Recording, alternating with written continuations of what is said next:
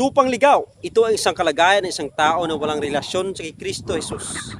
Walang Diyos sa kanyang buhay. Hindi tinanggap sa Kristo bilang Panginoon at tagapagligtas. Kaya ang isang tupang ligaw na tao ay itatapon sa impyerno pagkatapos ng kanyang buhay sa mundong ito. Kaya ang tanong ko sa iyo, kaibigan, ikaw ba ay meron ng relasyon kay Jesus Christ?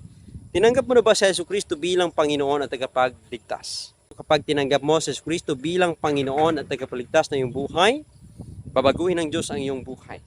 At makikita sa iyong buhay na ikaw ay tunay na anak ng Diyos.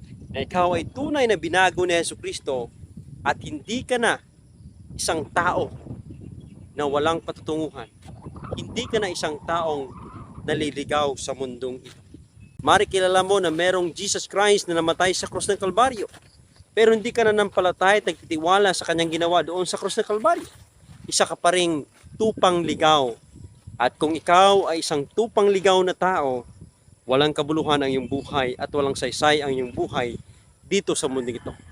Kaya para sa iyo, baliwala ang mga gawain ng Diyos. Para sa iyo, hindi mahalaga yung pagsimba.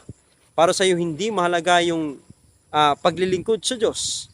Para sa iyo, hindi mahalaga yung panalangin at pagbabasa ng banal na kasulatan at pagbabahagi ng salita ng Diyos.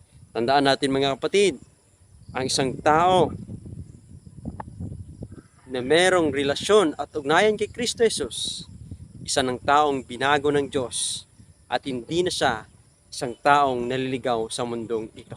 Tandaan mo, si Yesu Kristo ay naparito sa mundo ito to save us. Parito ang Panginoon Yesu Kristo para iligtas niya ang mga nawala, ang mga taong naligaw na kagaya mo. Kaya, kapatid, lumapit ka na sa Diyos.